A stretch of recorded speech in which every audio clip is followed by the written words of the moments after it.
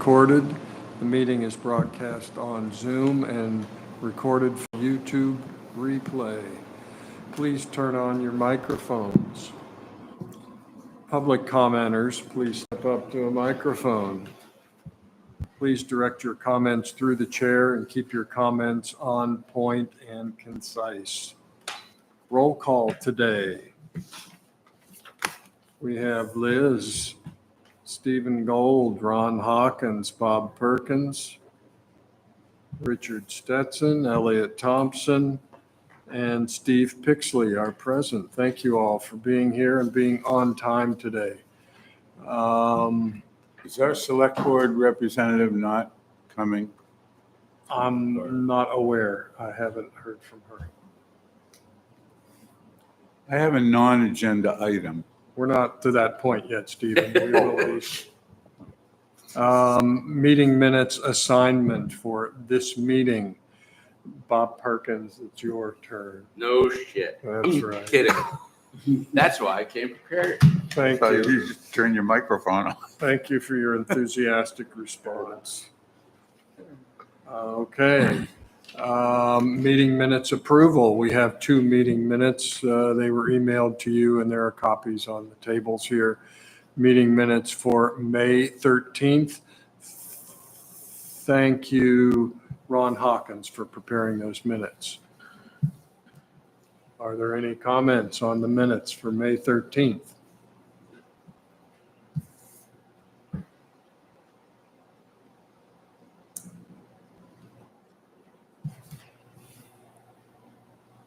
They were superb. That's great. Not hearing any comments. Can we have a motion to approve? Move to approve. Second. Sure. Okay, all those in favor of minutes, May 13th. And let's decide who is our voting member today. I think it's Liz. I think it is Liz. Liz is the vote today. So all those in favor? That's 5. Very good. Well, I also wasn't at the meeting. But you're the 5-0. I'm the low status Susan. person today. Okay, Susan is appearing here. Next up are the meeting minutes for June 17th. Thank you, Stephen Gold, for preparing those minutes. I did take the liberty of making a few small edits on those. But nothing in the way of content. It was just spelling of my name, for example, and other things like that. So we have the meeting minutes of June 17th. Oh, you are here. Good. Welcome. Move to approve. Bob Perkins moves to approve. Do we have a second for them?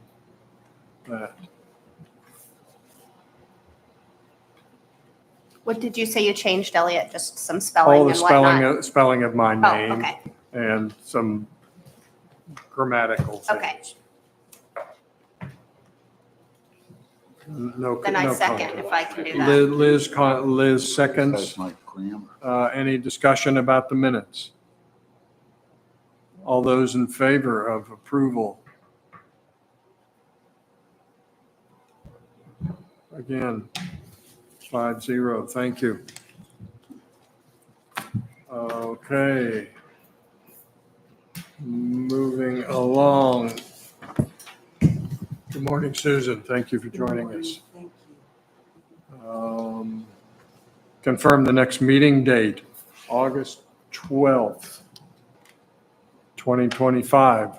Janice is not present to make sure we don't have any conflicts that day, but that is the second Tuesday in August. So our next meeting will be August 12th, 8 a.m. Public comments on non-agenda items. Stephen Gold.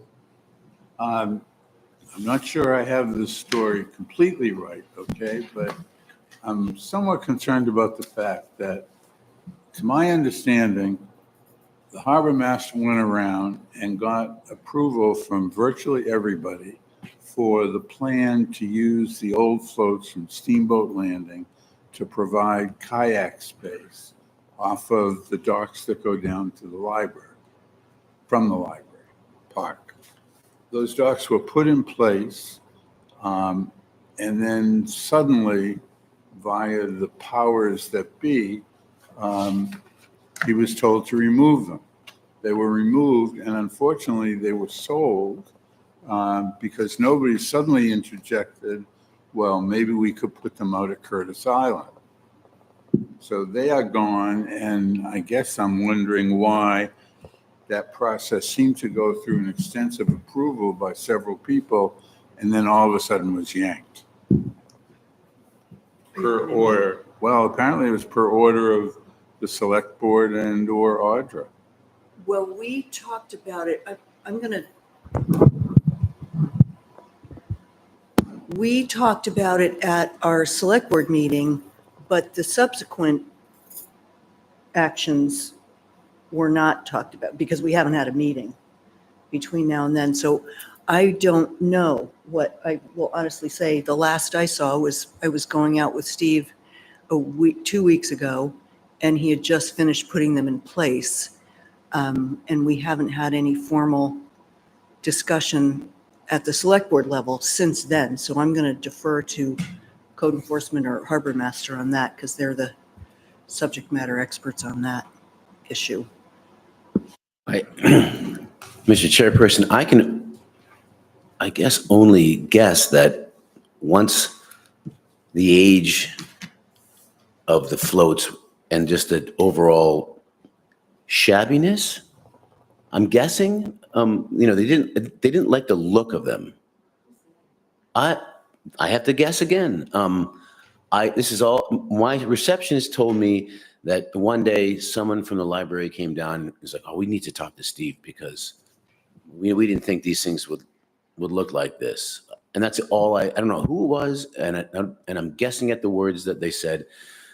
But then about 2 days later, I got a text from Audra, and then we talked, and she was like, yeah, you need to get those off the beach. And I have to say I was taken by surprise, but and then I said, well, I have no other use for these things, so I don't know what to do with them. So I said, should I just put them on the market and sell them, get rid of them? She said, yeah. Now, I don't think, and again, I'm just guessing here, I don't think that this idea, well, personally, I think it was a great idea, but I think we may need to, rethink it. I would have liked it if they had looked at it and maybe said, okay, that looks a little shit, because they are pretty old. They're pretty beat up looking compared to What used to be at Steamboat Landing? correct. Yeah. And next to the new float system with that new decking, and they looked a little shabby. I would have liked the fact that I wanted to try is because it's free. Like, sure, they've already served us 25 years and they're old, but there's no waves in there. So we could have got another 4 years, 6 years to see how well it worked, to see what ovation we got. You could have had any kind of boat put to that. And then 6 years down the line or 5 or sometime in the future, we've been, okay, let's go ahead and budget for $100,000 because that's pretty much what you're gonna get charged for, $80,000, $90,000 for a brand new float system. But that didn't happen. So I think the idea is good, and I think that we should, to be honest, someone should do a little sleuthing. All I was told was to get rid of them, so I did. Was there any discussion about putting them out on Curtis Island? No, the only discussion, that was a while back, and it was pretty much they're a little too old for that. They're too loose. The waves have the actual threaded rod that holds them together is rusted. Some of them are broken, and again, they don't owe us anything. So, but it would have been good to that. As a community, we could have been like, okay, let's try something here to see how it works. You're not just drawing a picture and looking at it; it's there physically, so you could see how the public likes it. Really how it put your boots on the ground and see how it works. But that's all I know. I don't think we should give up that idea, or maybe tweak that idea, because we do need, as you all know, more space for small boats. I'm thinking kayaks, maybe boats with no engines, light boats that folks could. My idea was to have Billy Glover design like a diamond-plated non-skid aluminum steps, 2 steps with a railing off the low side. So you'd do 2 steps, then you'd be on the beach. You could grab your kayak or whatever and go down with your backpack and go. So I still think it's a good idea, but I guess not for those floats. Steve, are you able to disclose the buyer of these floats? Yes, it was a gentleman in Georgetown who's starting a co-op, like a lobster co-op for local fishermen to come in and bring their catch. So he was going to string them up, and he's got a pretty protected area where they're not going to have waves. So I mean, they're going to good use. They're gone? They're gone. Yeah, he came with his uncle came with a trailer, picked him up. I think it was 3rd of July. Just in my pretty busy doing stuff, but I had to go detach him, bring him over to this launch ramp. So yeah. Okay, thank you for the comments. The steamboat landing, and maybe this would be part of a report or whatever, but trying to get a normal rowboat in there even now with all the inflatables, and then they're pretty big. They get real engines on them, and there's even a Boston Whaler in there with like a 25 horsepower engine, and that just Who doesn't know how to tie it up either. I should say, but it's not very productive the way it currently is. I'm lucky I have a regular old rowboat because I can just find a crease and row into it, and the water's part. But it just is. Like I said, I don't know if it's all within the regulation and we should think about what we're doing, but they're pretty big and they got real horsepower. Yeah. Now, 5 years ago, we changed, or around there, we made it so if you have an engine, it's more money for the permit. And if it's over 10 horsepower, then it's more money. I think we should Stop them. I think you should stop them or braise that up a little bit to make it so it's less, and again, I think we need to be creative on some new spots to put, to alleviate the area. That's why I really like this idea. And again, we can still do something with an idea for a kayak rack or a non-engine boat rack off that head of the harbor.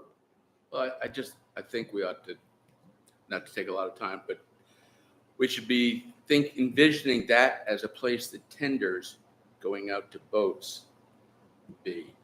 And if you've got a 25 horsepower engine on your boat, I don't think that's a tender. And so whether it's by putting a horsepower limit or something else, it's just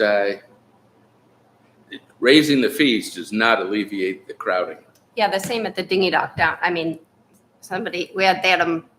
Jeff came in the other night. You probably saw he had to pick his boat up and put it on top of another boat. Is this probably the time of year you'll go and see who has permits at this point? Yeah, because there's a few down there without permits. People also leave their engines up thinking that they're doing something great, which is not exactly productive to the neighboring boats. No, this is a great discussion because we are in the next, if it keeps the amount of people that want permitted dinghies, that keeps going up the way it has been in the last 7 years. It's really going to become, it's already an issue and it's going to become a bigger issue soon.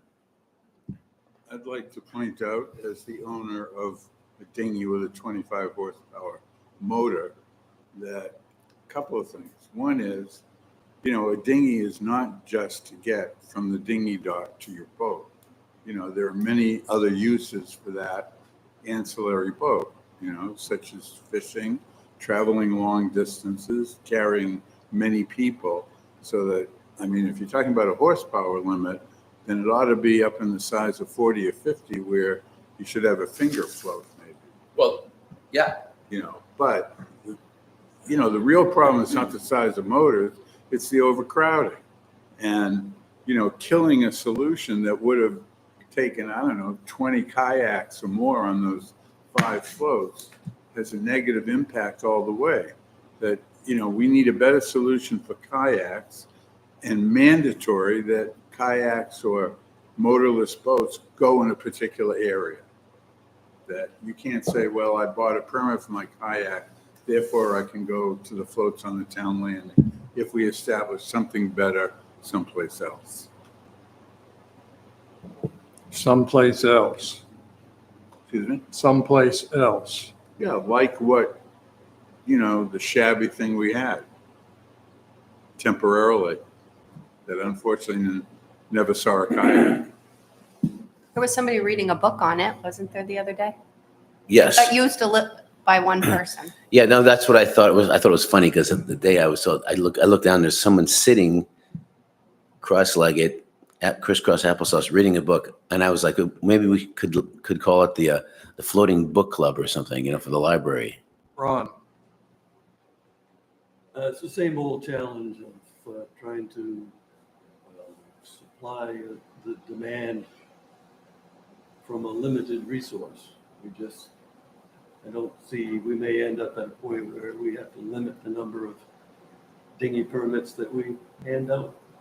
There may be a waiting list for a dinghy permit, just like there is for a mooring in the outer harbor or the inner harbor floats. So there's that, and then the other question is, how many of those boats are actually being used on a regular basis, and how many of them are half full of water and neglected? They may have a sticker on them, they probably get, but, there's a resource there that's just not being used to good advantage. I mean, I don't know how you write an ordinance about that or how you go about enforcing it, but if we're going to have people buying dinghy permits and then tying a junk dinghy up just to occupy the space, and they're not bailing it out when it rains or maybe not even using it at all. I don't know how you monitor that. I'm not saying I have an answer, but that's part of the problem. And there's one down there that's a business. It says for rent. Full of water. No, it's not. Oh. He actually has a He has solar a- panel yeah, and pump on it. he's got a battery I operated. was looking at when Ron was talking, there's one down there that this weekend was, above the seats Oh, of water. oh, yes. There's- Right, well, Ron, your point, it's a limited resource, that's for sure. Susan, I just wanted to mention, we use the apprentice shop in Rockland because our mooring is in Rockland Harbor. And they've established a practice of having the boats with engines on one side of the float and the non-powered dinghies on the other side. And it makes it so much easier to get in with a rowboat when you're not jockeying with the big Zodiacs with engines on them. So that might be a short-term way to just sort out which boats are where, and when you're ready to get into your skiff and row, you're not battling with engines. It's just a possibility, but it works, it seems to work well down there. that's interesting. Two sides though. I can share an observation. I've visited Sorrento Harbor a couple of times over the past few years, and I observed that they had a lot of dinghies, 50 dinghies or more, and there were almost no motors on the dinghies. They were all rowing. I thought that was very curious. And I don't think that know. was a regulation. I don't know anybody that lives there, and I don't know what their regulations are, but I thought that was pretty curious. And there were a lot of All fishermen night. out Yeah, of that that's right. harbor too. A lot of times, a lot of harbors where fishermen row out to their boat every day. They don't have time to mess around with it outboard, they won't start. Right. Smaller the horsepower, the less reliable the It engine. always fires up. Every moment the oars fire up and they're on their way. They get that time. And I observed the whaler over at Steamboat back a few weeks ago. And that surprised me. And I had a dinghy sticker on it, and I measured it. And the boat itself, the hull of the boat was under 14 feet. But with its motor tilted up, it was 16 feet and had a 6 foot beam. And I thought, this isn't a dinghy, this is a boat. And I don't think it belongs there on the dinghy. dock. Well, the irony is that Steve was saying that on the smaller moorings, you could practically walk in and get one because people were leaving. And so that 13-foot whaler could easily be on a mooring. Yeah. Yeah, well, that might defeat the purpose for its. Then he needs Owner. a dinghy. They still need, Then they need a dinghy to get to their. Thinking it's not. right. Yeah, but And then, or we could talk about making it more accessible for folks to use the launches. There's 2 launches at Lyman Morris. There's 2 launches at the actual yacht club. Which is restricted now to yacht club members only. Yeah. Well, that's something we could And just, Lyman Morris is now $10 one way, is it $10 one way? $15 round trip. It used to be $4 a long time. Yeah, that's a lot. So, I Well, don't think that restriction to members is a new policy. No, it's 2 years old, 3 years old. It's been there for longer than that. I just remember one time after launch coming and calling them, and they said, yeah, we'll do it because it's May or whatever, but this is our policy.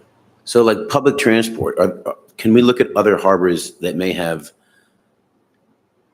the actual municipality that's providing or semi-providing transport to alleviate the fact that for the dinghies? I'm just spitballing here. You know, we've got that old Alcar boat that state gave us, which now it's ours, and we refitted it, and it's good to get folks if they run out of gas, if they're in trouble, they got something in their prop. And I'm not saying that we do that, because if we do, we'll have to then budget that, you know. But honestly, if we get to Steve's thing about harbor revenues, et cetera, would it be a bad use of harbor funds to provide some sort of subsidy to one or the other of the existing launches, which reduces the price to mooring holders or Yeah. whatever, to get rid of some of the clutter without us actually creating a town launch service? Or get more creative on dinghy racks and figuring out how you can manage that. Well, the dinghy issue, it doesn't go away. And it's a limited resource. I think that's the primary issue here. And this is something that is defined in the ordinance, and that's something we can take a look at. And as a group, consider parameters for dinghies in Camden Harbor. And Mr. Chairperson, I do want to add that 4 years ago, I decided to put an aluminum rack at Marine Ave. And since I've done that, I've had people, you know, stop me in the supermarket while I'm getting stuff at Hannaford's, thanking me because they're like, Steve, thanks so much, because I live down the street from that, and I put my kayak there now, and that's how I get to the. So I had never even thought of that as an option. I didn't think it was that. So maybe there's other places that we haven't thought about that we have, you know, access to, public access, like the one over on Sherman's Cove Road. Maybe we could put one there. I don't know what we have for parking over there, but we should at least look at it.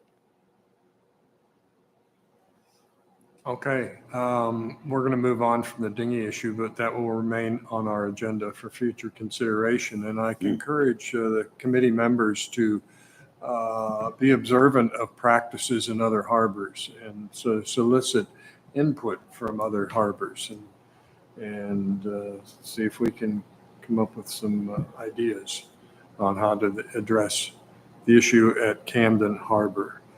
I have a public or a non-agenda item.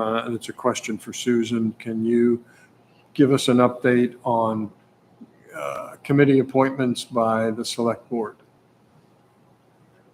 Yes, that will take place in August.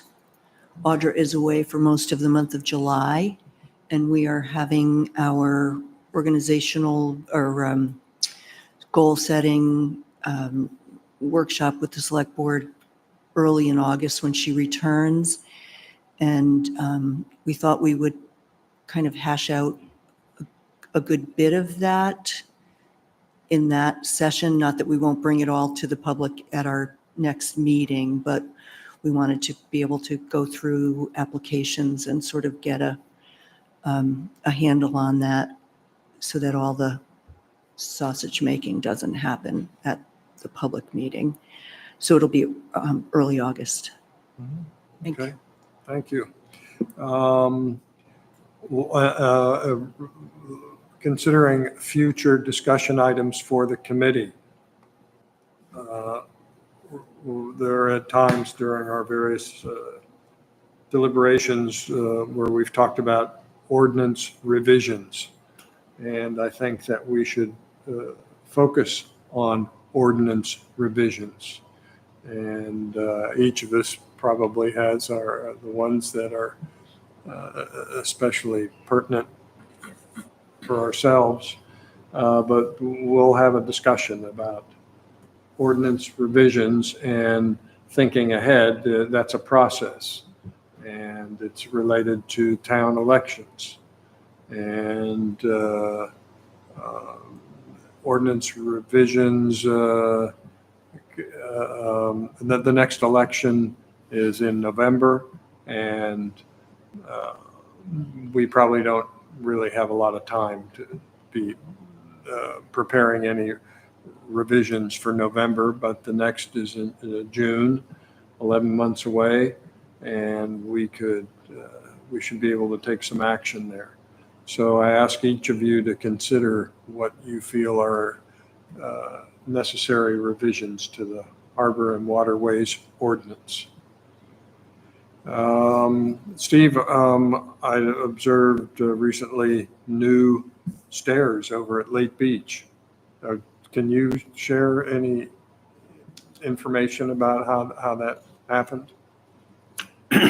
You talking about the aluminum stairs? Yeah, the aluminum stairs. Well, so once we had the storm damage, we were talking about redoing the granite steps, and we got 2 quotes, and they were pretty high.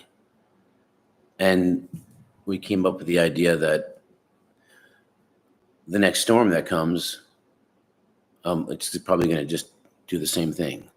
So I asked Billy Glover to design some steps that could be put in that basically do the same thing over to the left off that granite,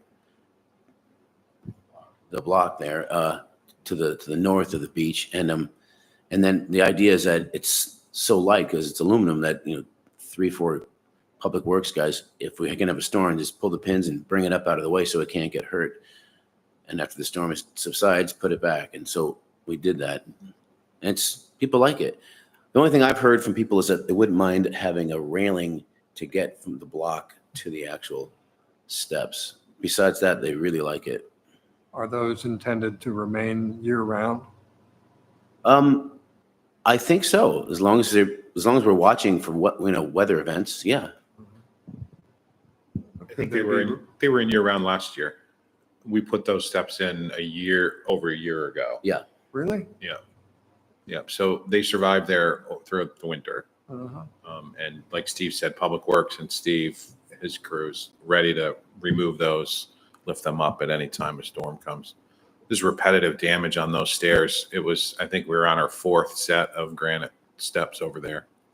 And without a major redo and redesign to make it more resilient, it would just, in the end, it would have failed again. So this was the solution, especially while we were in there and were able to repair all the storm damage on the bank there. Okay. All right.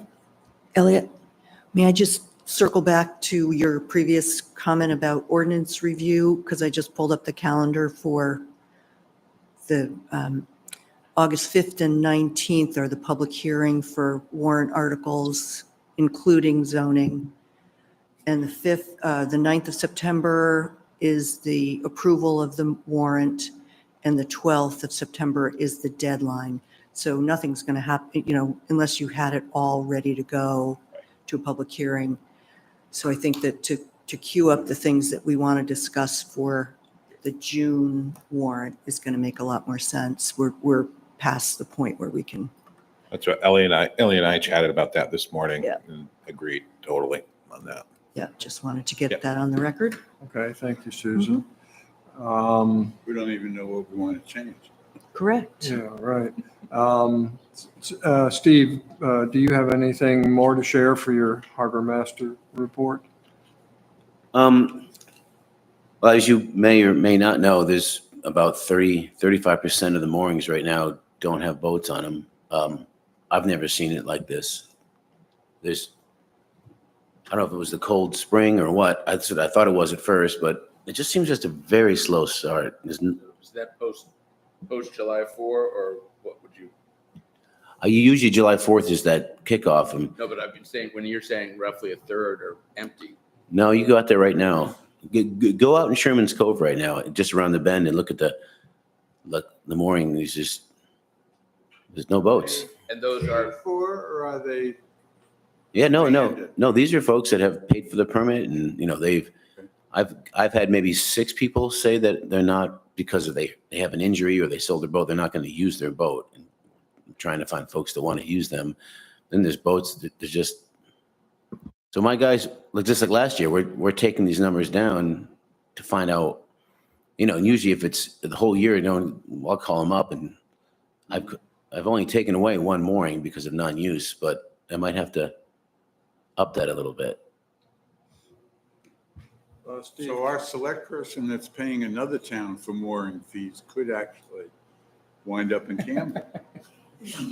but she's heard how easy it is to access your boat. Yeah, And she is right. staying in Rockport. 30% of empty moorings must mean 30% less dinghies. Yeah, right. Yeah, it's a strange. I don't know if you guys or you folks are realizing or seeing it like I am, but I've never seen it this dead.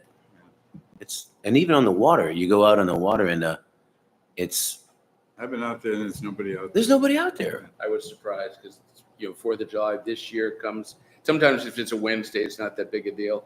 But when it comes with a long weekend, and I was looking out the bay from North Haven, and it was like, except when there was an event going on over here in Camden, but in general, just not many boats, and come in Rockland Harbor, which by July gets full, and there's a lot of white balls. I was surprised at how few boats, like probably less than 5, were sort of chasing the schooner race. We're at the race. Steve, can you share a July 4 weekend review? Well, July 4th is the antithesis to this because all of a sudden that one night, and if you looked up at Library Park, it was filled with people. Steamboat Landing filled with people. It was a big attendance. There's a lot of, I would say it was a decent amount of folks out on their boats too. It was good. Transient activity. I had 2 folks spending to stay the night on July 4th. I had 1 person the night after. I mean, it's pretty thin. So we'll see if it picks up. It's possible that July 10th, 11th, all of a sudden, I found over the years, if you had a bar graph, it usually, early June, the bars would go up and you'd see a big, bell curve, and obviously come November, it'd fall off because no one's here. But it seems like over the years that bar is getting pushed in, and so it's just a smaller time. All of a sudden, July 12th, boom, everyone wants to be here, and those bars are even higher than usual, and then it drops down. So it seems like all of a sudden everyone's like, let's go to Midcoast, and they pack it in for 4 weeks. Then it's over. We'll still have those 4 weeks. We probably will. I'd be surprised if we didn't, but that's what I'm seeing. Steve, do you have any other harbor-related issues to share with us today? I hip-toed the schooner Prophet to Spruce Head early yesterday morning I found someone, a local captain, and he's going to take the boat. And he's going to rebuild it. Well, he's going to fix it up. He's going to put all new deck caulking in. Chris Sterling, he's got a beautiful wooden boat now that he's been trying to sell for 2 years. Anyway, that was kind of exciting. I've been talking with Mary Ann, who's the sister, the living relative to Tom Siskey. He had no will. His small boat, the beautiful little boat he built with the little one lunger, that kind of disappeared about 3 months ago. But I found out that it just was taken out because they wanted to protect it. And so Mary Ann said to me, she said, well, Steve, the town's been so helpful. So if you want to, if you think you can do something with it, I'd like you to have it. Now, I have an idea, and I was just going to throw it out to you. I'd like to over where the falls are, where all that new grass is, and the chairs and tables over there that we fixed up last spring. I think it might be cool if we had a granite, like a U almost. You walk into it, and there's seating on the inside, so it's almost like a half wall, maybe about this high of granite. You walk in, 4 big posts, have a roof over it, and have that boat set up in the middle as display with maybe a plaque. This boat was built by Tom Siskey, and then so people can go in there and actually have lunch and make it so it's somewhat of a memorial. It's an idea. I mean, it's a great little piece of history for Camden. We'd have to raise a little money, but I think you could easily do that. All the money you got for the shabby floats. That's right. So I have a quick curiosity. I must have missed it. Whatever happened to the schooner Albatross we were worried about in the winter never leaving? The Mercantile? Yeah, Mercantile. Yeah, that's over at Sail and Steam right now, and they've adopted it. I don't know the exact plan they have with it, but When did it leave the harbor? it left about, when it was supposed to. He asked for a week or a 10-day extension from what he actually had, and then he took off. I I saw thought that. it was in the race. It was listed in the brochure for the race, but I can't imagine that it was in condition to race. Oh, No. They got new sticks though, right? No, they hauled it at North End. So That was Grace Bailey. yeah, you're thinking of the Grace Bailey.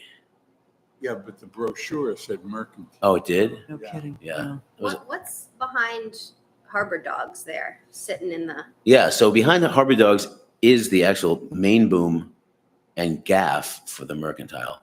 I don't know what the kid's doing with that. The weeds are growing up on it. I imagine it's garbage by now, besides the blocks and the hardware.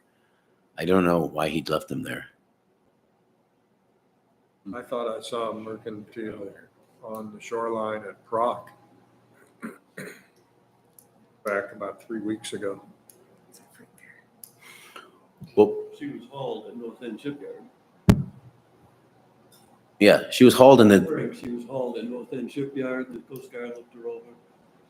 I don't know what the outcome of that was, but she's back in the water and now she's in sharks. and they wouldn't let him haul it with the mast lying on the deck. So he had to, it was kind of a fury. He called me up, and I found him a crane. I knew a guy who I called, and they actually were able to pull the mast off so the next day he could bring it up on the yard. It's definitely fly by the seat of your pants how that kid's doing that. But it's happening. So, yeah, so that's about it. I'm toying around with some ordinance changes, some ideas. Okay, good. Look forward to getting your input on that. Great. Thank you for your report today. I'm going to switch around the agenda a little bit, and I invited Jeremy to join us today to give us an update on harbor resiliency. Jeremy, take it away. Thank you, Elliot. I appreciate it. I think you all know we received 2 grants, one from the Department of Marine Resources, Shore and Harbor Planning Grant Program, and the Climate Action Grant from the Governor's Office of Policy, Innovation, and the Future. Hired Richardson and Associates to do a harbor resiliency plan. That project is done. It's final. The final report is here. It's on our website. Go to the Planning and Development Office's page. It's there with links to all the videos that were recorded. It's a great document, and I will say I think there's propensity sometimes to have these documents end up sitting on shelves and nothing happen with them. That's not our hope or our intent with this. I'm going to be meeting with Richardson and Associates probably late August to kind of figure out some next steps and paths forward. Our harbor is unique in that we have, it's like a big chunk of public property, but an even larger chunk of private property. So what this plan does is give property owners a kind of a toolkit on how they can make their properties more resilient and things that they can do. On our side, we're going to be looking at, and there's some recommendations in here to look at overlay zones to make property redevelopment more resilient to climate change and sea level rise and storm surge. One thing that we've toyed with and I'm looking into is, and I've mentioned this before, is the community rating system under FEMA. We would have to change our floodplain management code and make it more strict. What that does, though, is it makes developing in the flood zone more resilient. It changes that 1 foot above base flood elevation for your first floor elevation to either 2 or 3 feet above. And it also reduces people's flood insurance rates significantly. So I'm going to be working on that. And then, again, overlay zones, looking at that, changing the height restrictions down in the harbor, along the harbor, to allow property owners to rebuild their properties, elevate them higher, and not worry too much about the building height, with some caveats there. I mean, I think everyone can look at Lyman Morse and look at the significant investment they made.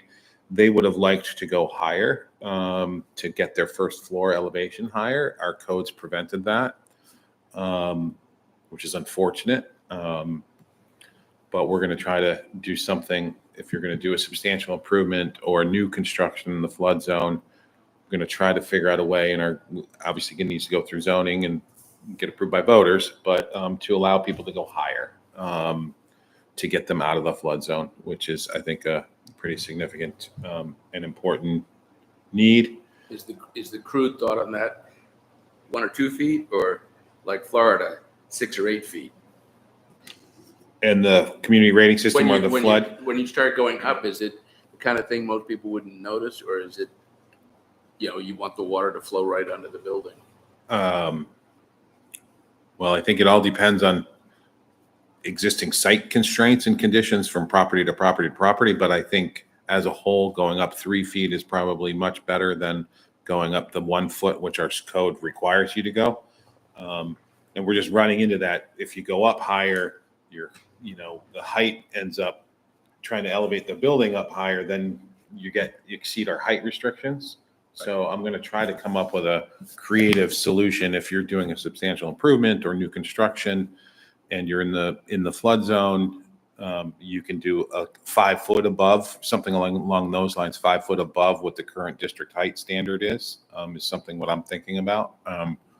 We'll have to have these conversations in the community, but I think it's important to, especially along Bayview, people need to be able to redevelop and rehabilitate those buildings and get them up out of the flood zone so they're not continually impacted like they are. I think we're going to continue to see it.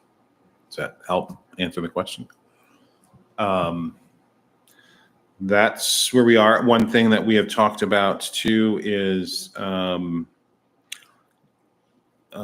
it's not super related with the sea level rise and storm surge, but when we have these significant storms, we're seeing our urban core significantly inundated, certain parts of it. Belmont, for instance, Chestnut down by Franny's Bistro, those streams are just choked. They're just right. The floodwaters are significant there, and they're significantly impacting people's properties. So there is, planning board has talked about looking at limiting the amount of impervious surface on lots. We have a building coverage standard of 25% that you can cover your lot with building, but we don't say anything about pavement or parking or decks or anything else. So in essence, everyone could build out their entire property impervious surface, and that just pushes the water onto the abutter or into the stormwater systems, which are currently inundated and can't handle it. So those are some of the other things that our office is looking at to try to address some of those issues that are impacting not only private property owners' ability to use their property, but negatively impacting municipal infrastructure. That's what I got. So August, you said end of August, you're going to be meeting with Richardson Yep. and Associates. Yep. That's the plan. And I don't know what form that's going to take yet. They're not on retainer to do things for us, but they offered to come in and meet and kind of lay out some paths forward for us. It is, it's municipal side and it's private side of the harbor. So I'm trying to figure out ways that we could incentivize and look at that private side of private property, see what people can do to make their properties more resilient. I think the town has the ability, and I think our infrastructure is very different than, the waterfront, and just go down Bayview, all the private infrastructure that's out there. We have the public landing steamboat and Harbor Park. Those properties don't get as inundated and as damaged as some of these other ones can and do. So I'm trying to look at how we can help private property owners think about their paths forward and their next steps on their, I don't know how long these property owners are going to hold on to these properties. They're significant economic drivers in town. And I think we need to make sure we're allowing them to repair and restore and elevate the buildings to get them out of the flood zone. I am meeting with the yacht club kind of regularly, and Audra, once she's back in August, we're going to be meeting with the yacht club on talks about how to deal with some of the yacht club issues too. Jeremy, at this point, all the grants that we've gotten are for planning. Or what? Are for planning. Correct. Are there grants available for construction on public land? There is a new round open. It's not a significant amount. I mean, we did if you remember, not for construction, there's grants readily for planning purposes and even construction drawings. Like that's what the original 50,000 that we were getting from Shore and Harbor or from the GoPIF was going to be construction drawings to make the public landing more resilient, kind of, what do they call it? Shovel ready project. But the impact of those storms was so significant. Those December, January storms were so significant that it was decided to do a wider look to try to encourage and educate and bring in some of those private property owners that are feeling the impacts, but there's not a lot of resources out there for them. And this grant was one way to make something that was really supposed to be a public, a grant benefiting public properties, which it did, but it also assessed and looked at private property. So I think we were creative in the way we did that to allow GoPIF to fund it. So Also, doesn't are you going to run into trouble with the town long-range planning document in terms of view corridors? And, I know there's some stuff stipulated.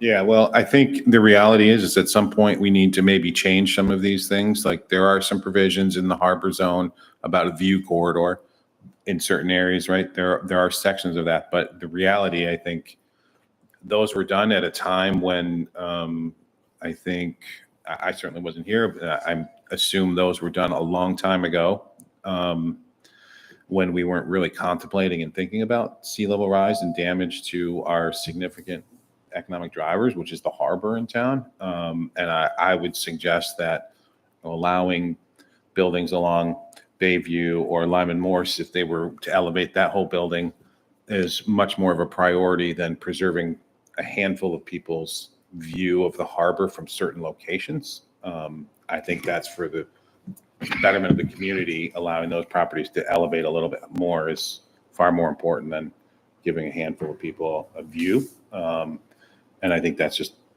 those conversations are going to happen in the public, and the community decides what they want to do. But I think allowing those buildings to elevate above. I don't see Bayview as much of a problem because everything on the other side of Bayview has a significant elevation. Yeah, no, I get that. I get you. I hear you. You're talking in terms of the view shed. Well, I'm just thinking of all the things that you have to change I agree. to come in line with Yep. where you want to be. Yep. Sometimes making these amendments is very difficult and complicated because you got to make sure you're checking every other section of the code and making sure everything is lining up together. So, Jeremy, do you envision a convention of private property owners to address the Richardson Associates? I think we're going to do our best to try to encourage those property owners to work together, and we'll try to help facilitate that, if that's your question. I mean, there's always more bang for your buck. If you've got a project here and a project here, let's work together to resolve the issue. And I think the Richardson report speaks to that. But yeah, I mean, I think that's my hope, is to reach out to those property owners and sit down with them and have frank, honest conversations to see. I mean, some of them, I know some don't even, I think most of them don't have flood insurance down there. They've owned the properties forever and ever and ever. There's no mortgage on them still. There's no flood insurance. What happens when those properties sell? Those new buyers are going to be in for it, I think. And I want to be able to set the current owners up and future owners and the town up to, appropriate, resilient redevelopment of those buildings. If that makes sense. Yes, yes. Okay. Any other questions for Jeremy today?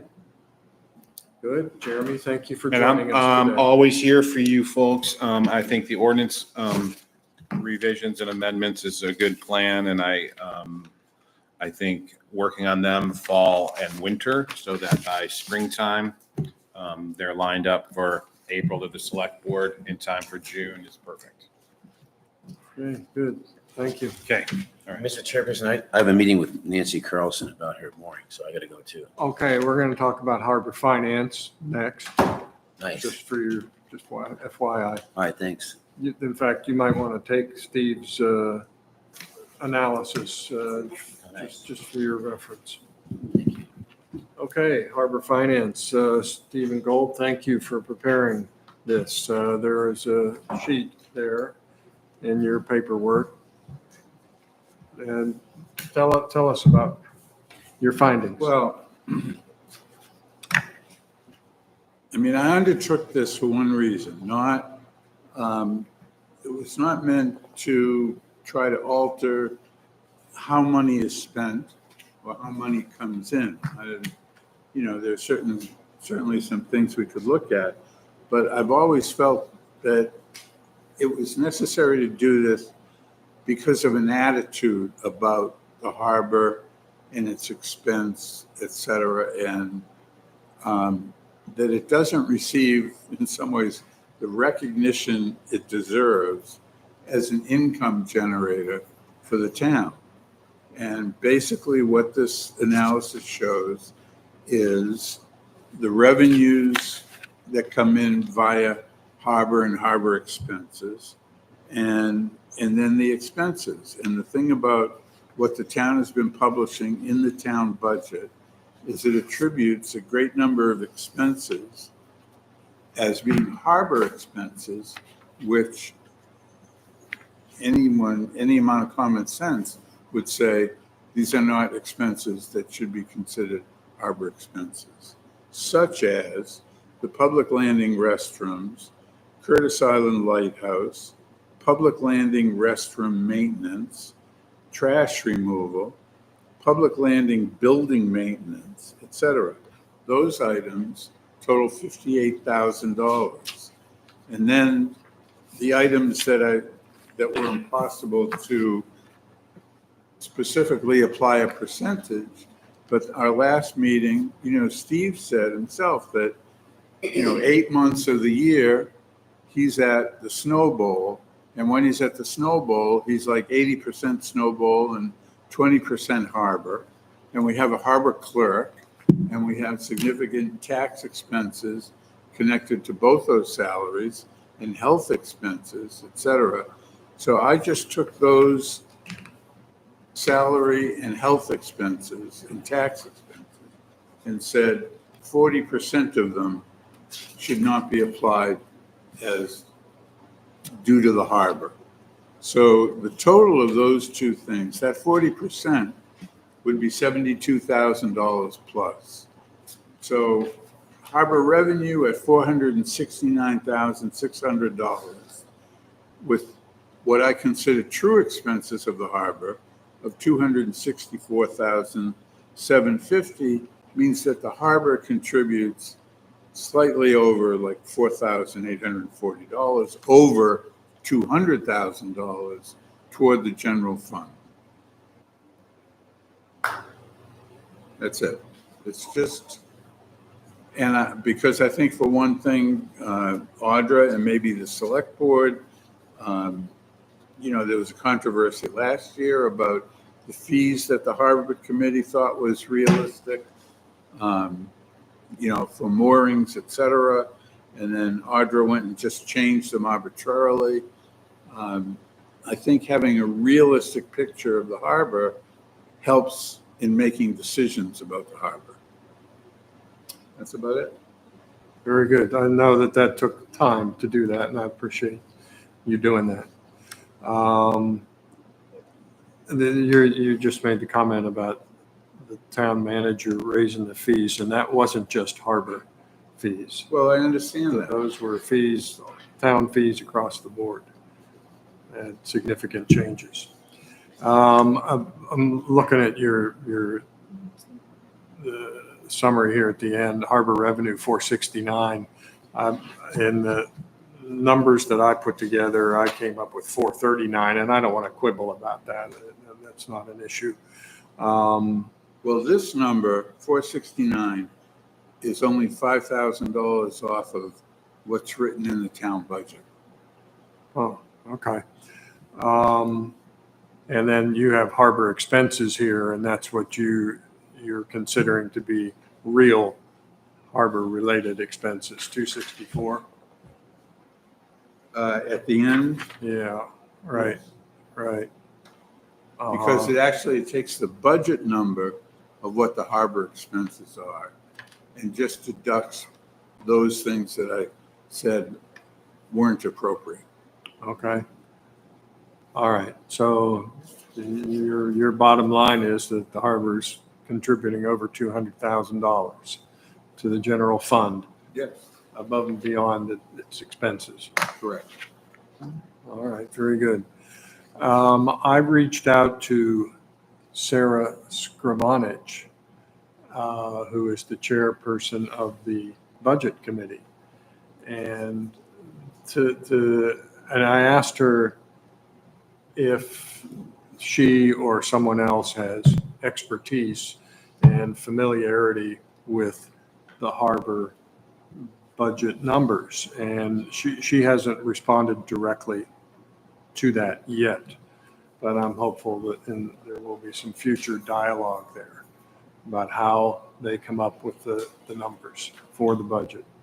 I think part of it gets thrown in there because they just don't know where else to put it. For example, they don't have a category in the budget of tourist services, like that's where the restroom should go, and the maintenance of that building, et cetera. So it just it's near the harbor, so it gets thrown into the harbor expenses. I think that some of this is like over the years, I've felt like we were told to keep our nose out of certain things because we stop at the water's edge with a harbor committee. but the harbor impacts, that's Jeremy was talking about, so much of the town. And so I don't want to go all green eye shade, but so those restrooms down there, they're used by people who walk off the boats because they don't want to do it out there. But it's also used by people who are drawn down there just to take a leak so then they can go back to the town. And then it's by people walking around. So there is this sort of blended semi-harbor thing.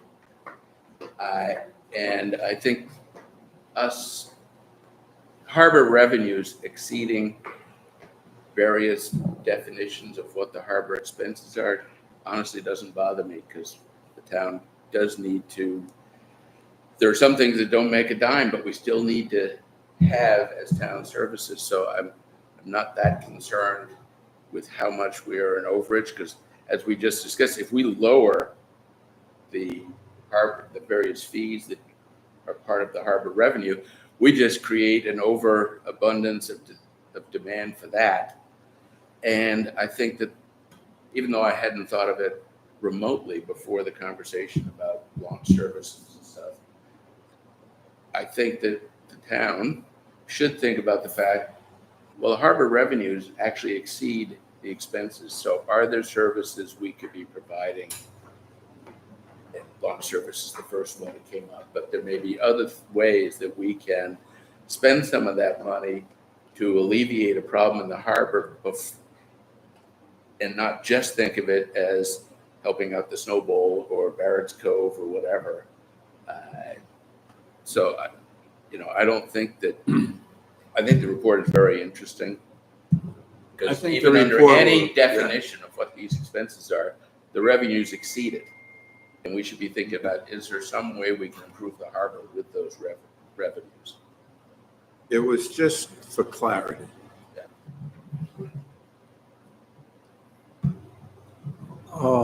I think the money should be used to subsidize parking spaces for harbor committee members.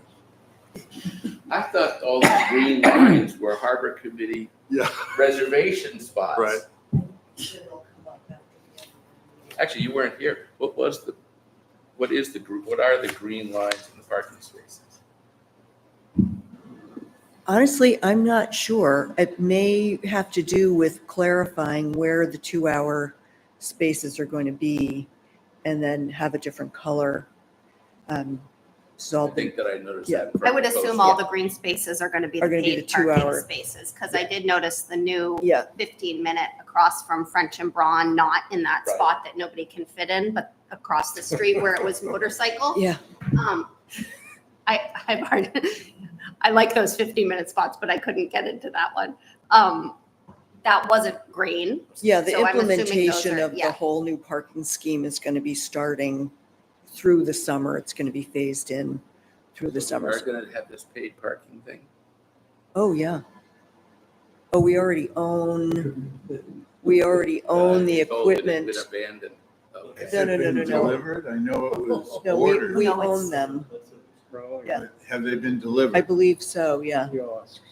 So then the platforms need to be installed and so on and so forth. It's You know, I happening. made an observation that Town Landing parking lot, You still have to the go other to the night, I kiosk. realized There's nothing that shows that. the 4 concrete posts around the thing are to prevent consumer revolt. Be cool. 2 hours. Yeah. Yeah. That's my understanding. I Don't think you come to might me still when have to you go to got the a ticket. kiosk. I'm not sure. I hope not. I was telling them about the Camden resident 2-hour grace. 2 hours per day.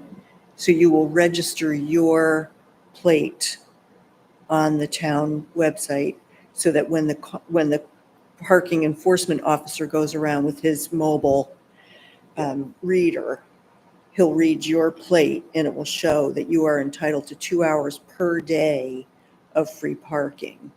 And you In don't a have to go paid to the space. kiosk? You're You gonna don't have to go to Oh, the okay. kiosk. They'll know because you've registered. We have to be proactive. So it won't automatically tie into the database of people who have paid excise taxes in Camden. You need to proactively register Once. So if once. That's not too if bad. you put 2 hours in the kiosks, they'll know and you'll have 4 hours? Well, you'll have 2 hours that you paid for. Yeah, Plus 2 hours. I guess Okay. that's, yeah. Okay, well, the parking. And then is you an go home and interesting- get one of your other vehicles. And get one of your other vehicles. You can get up to however many vehicles Yeah. you have.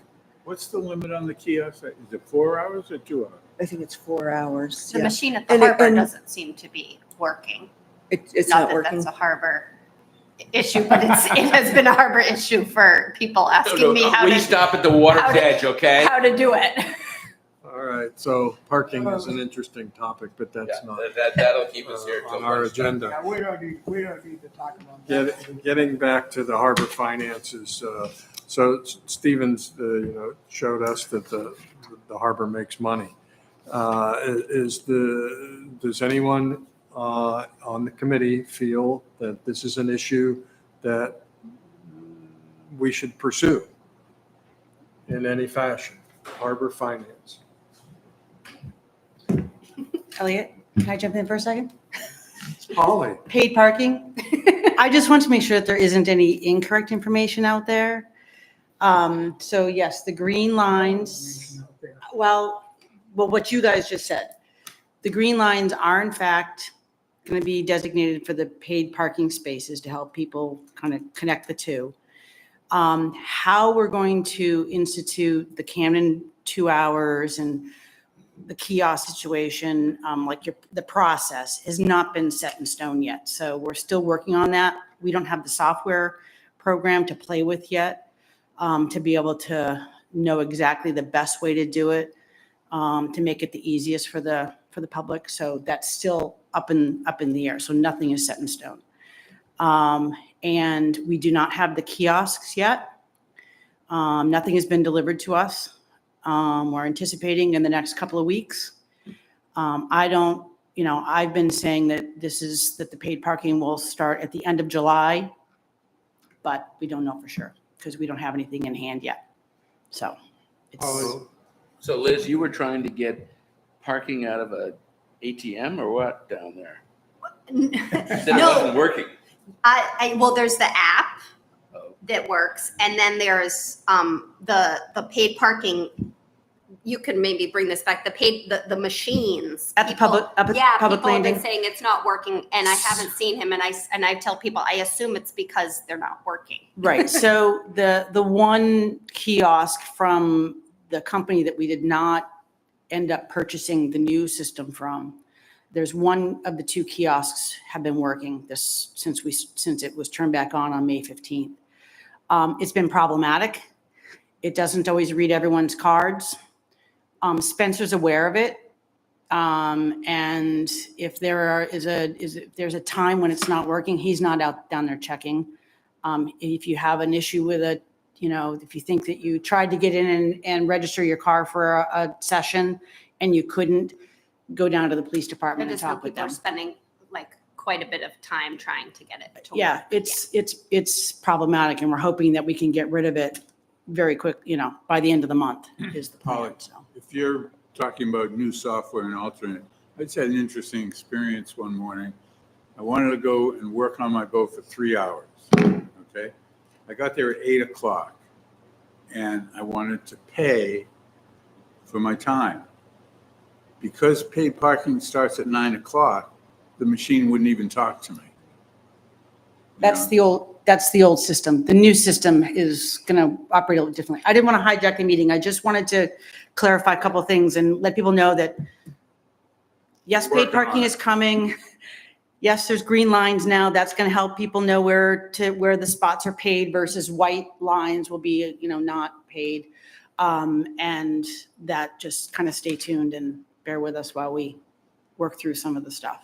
And is there a 2-hour grace period for Camden residents now? No. That's with the new program, not with now. And that's to be determined in the future. How we're going to institute that for people, yes, that's to be determined. Whether you have to go to a kiosk, whether you can just use a text, I'm not sure yet, but we're working on that. All right. Okay, So, thanks, guys. Our green lines in the newsletter? green lines? in They there? are not, because I published the newsletter before the green lines are being, had been scheduled. Okay. But I am going to be doing a post today because there's a lot of questions about it. Thanks. Thank you, Holly. Thank you. Okay, so getting back to Harbor Finance, I'm going to ask the question again. Is this an issue that we need to continue to visit and then discuss?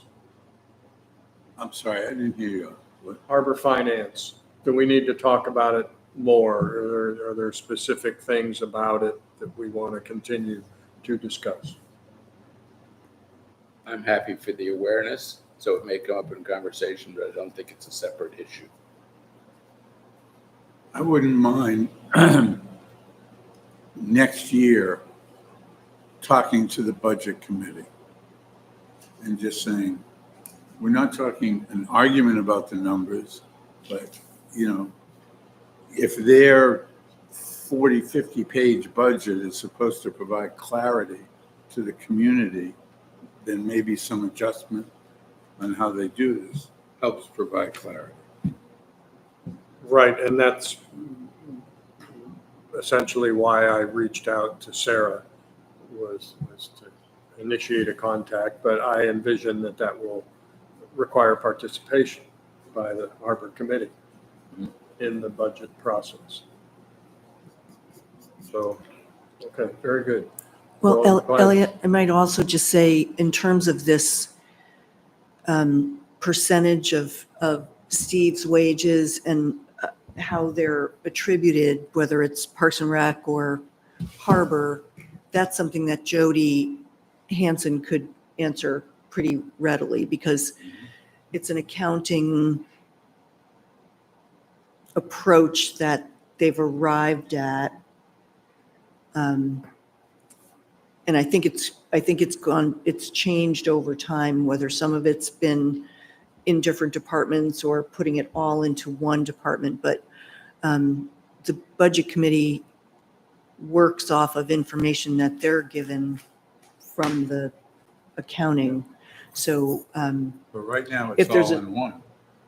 Right. Full-time wage, right, 95,000. and if you wanted an answer as to why, I mean, I'm delighted to ask Jody to explain that and then forward it on to the committee and just let you know what the rationale is for that.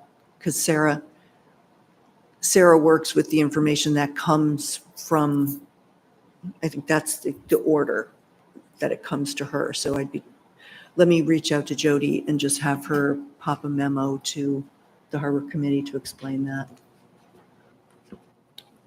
Okay, thank you, Susan. Yes, Ron? Not sure, well, if there's room for improvement in the infrastructure around the harbor, then we should probably make a list of things that we would like to see happen. And places that we would like to see that money get spent, since it's money that was generated by the harbor. Mhm.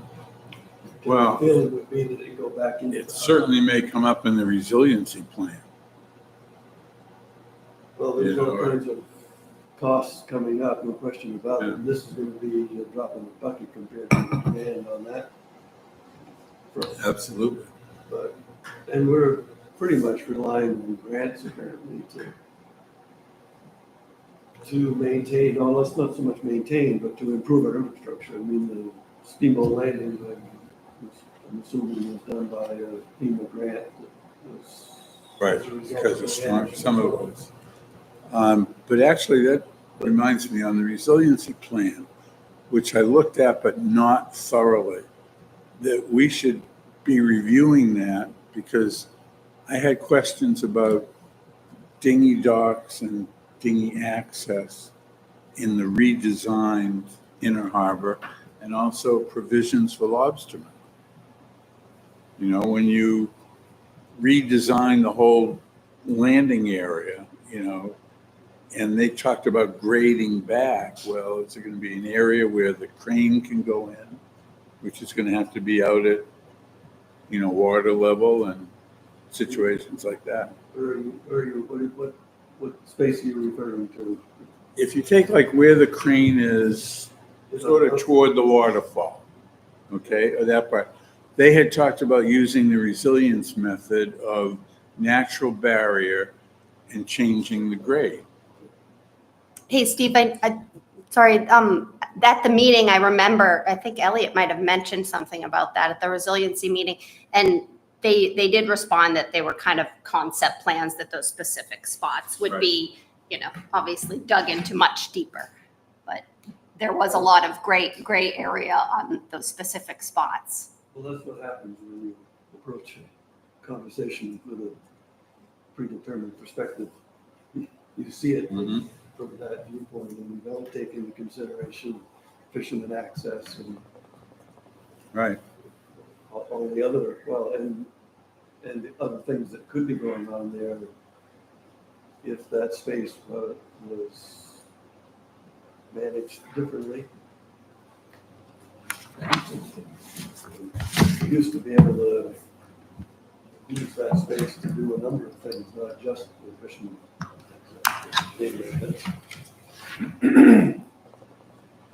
Okay, If we were to take this surplus and put it into a investment situation. Well, the only thing is- we would have it. The town doesn't consider it a surplus. And that's the question. It's just a source of revenue for the town to pay its expenses, Well, then let's call it income. I mean, it's Right. income that's created by the, Absolutely. Yeah. if the snowball we're creating income. Well, I know. Well, it's always been the comparison, It's funny, yeah, it is. I mean, and it is always been a comparison because they're looked at as, More sacred than the boat owners. well, they're attractive assets. Snowball's unique to the community. Harbor is not totally unique, but it's different than all the others. And so we look at those places as something that, it's an asset to the community. But I think it's legitimate to think of a whole rec budget.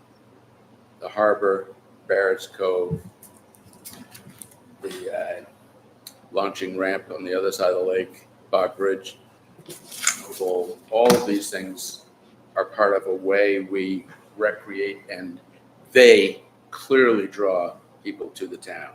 The Snowball draws people in the winter, et cetera. So, I don't think it's the fact that I don't think that Barrett's Cove probably generates any real revenue, but go find a parking space there this weekend, and they were all over the street. So the fact that we, the harbor, help fund these things, I think is legit.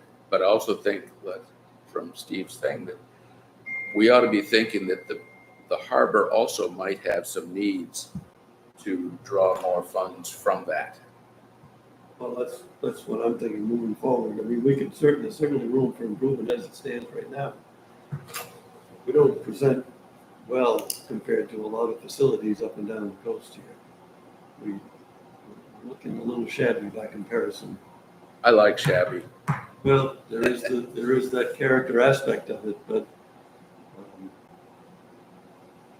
But I think there are real services, and we go back in time, 25 years ago, it wasn't really a kayak need, or maybe that's when it had started to begin.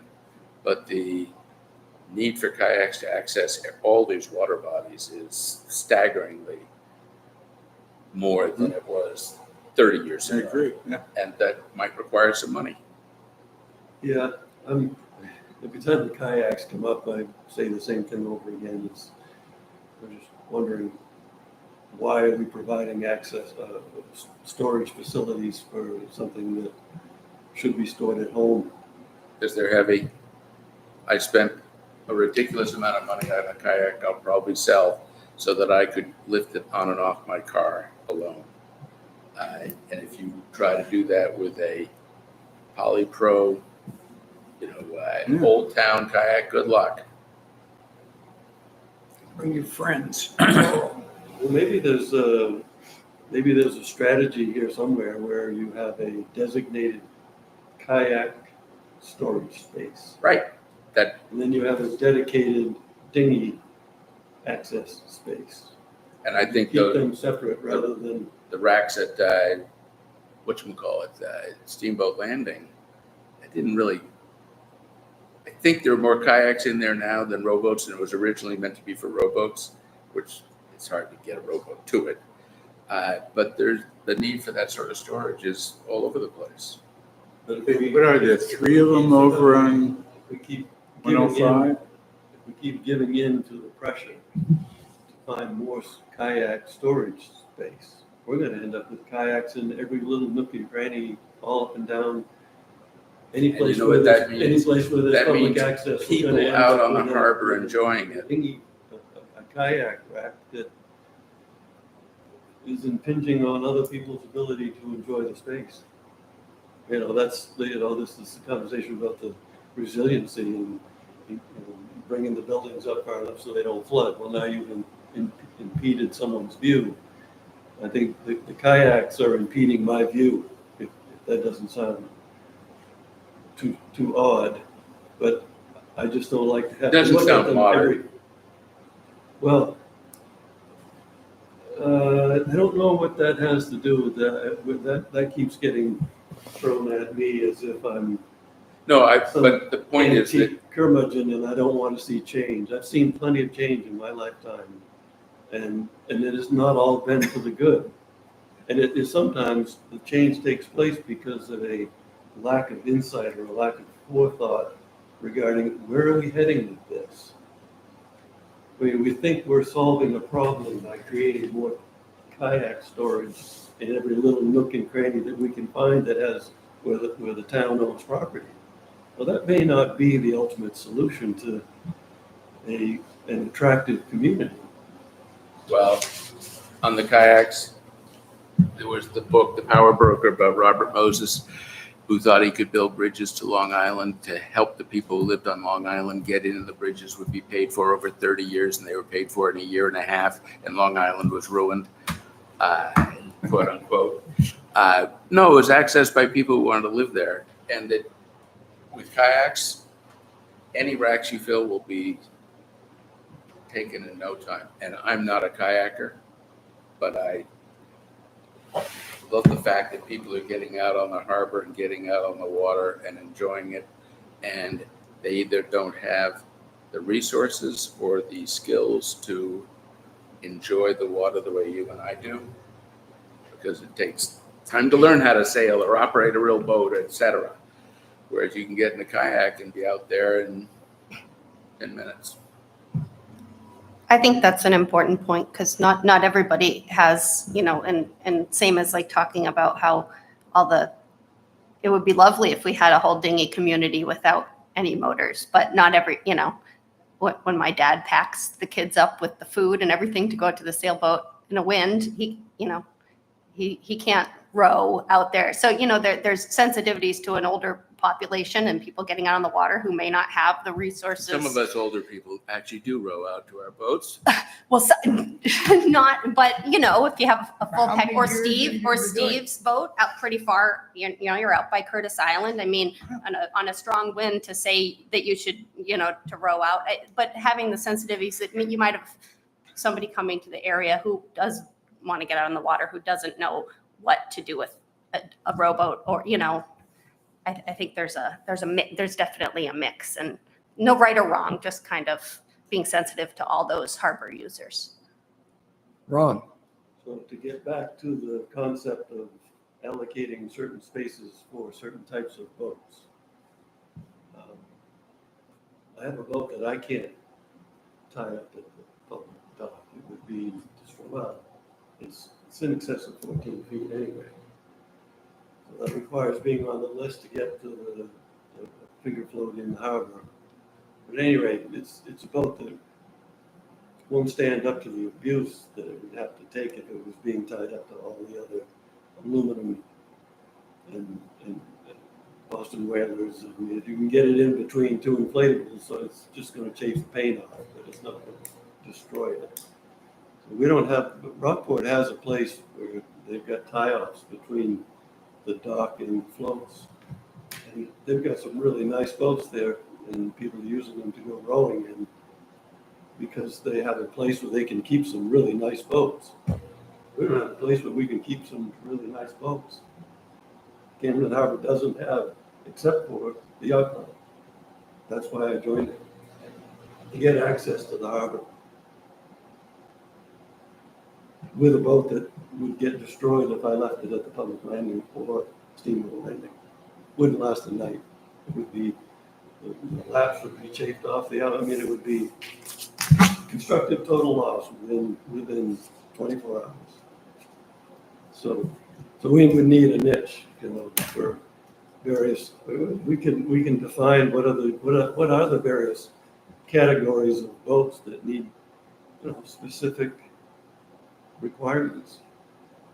Whether it's kayaks, dinghies, really nice rowboats, outboards, oversized outboards. The problem is definitions. The problem is how to enter all of this into a code that we can use as our guideline. I'm going to suggest that at some point we put on the agenda this sort of skiffs or whatever we want to call rowboats, small, get to your boats, bigger, go have fun, small boats. Just actually make it an agenda item and try to brainstorm how we could do better than we're doing. Okay, can you define that? Dinghy, just call it an agenda item for dinghy options at the various town-owned facilities. I mean, I used to keep mine down at the public landing, and then when Steamboat came, it was like, thank you, Jesus, because it cut my row in half and got me out of the whole, okay, so you pull away and you come back and then now you got no spot. So the bottom line is we need to talk about it because I don't think the present system sounds like it's got very many satisfied customers. Elliot once had an idea, I believe, of at the end of the steamboat landing ramp, floats rather, banging a right and putting another 100 feet of, or whatever. The question is whether that's nautically doable with With the seas surge. and stuff. Yeah. Whether we have the authority to go in front of the condos. But that would be one serious solution. Mhm. I'm just throwing this out, not to prolong the meeting, but, if the town, we talk about, well, dinghy storage, we have such limited space, but, in terms of access and launches, if we took over, say, 2 of the inner harbor floats and made it would now be like 3 floats. I mean, it could be a huge, long line of dinghy dock. You have to get to it. That's an issue. But you could probably put, 50, 60 dinghies out there. Well, you need a dinghy to get to your dinghy. Yeah. Well, we got 2 harbor master boats.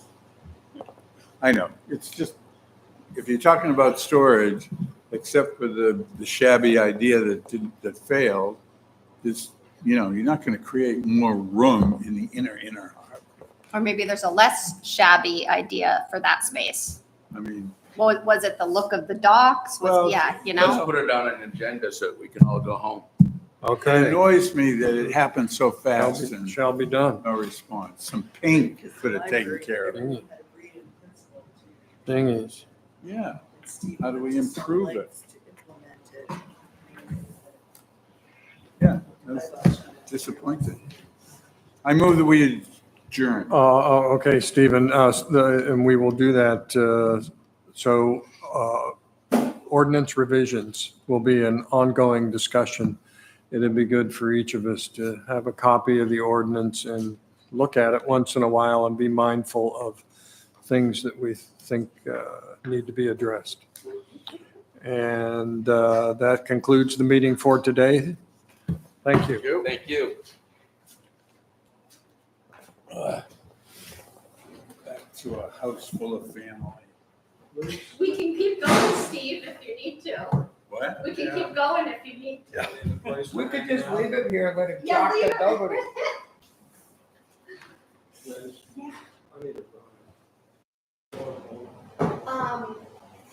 I can be. No, I don't take that anyway. I thought if you were going home. I'm probably going home. Yeah, Well, I'm happy to give you a ride, Elliot. I don't want to impose. If you don't mind a little dog hair.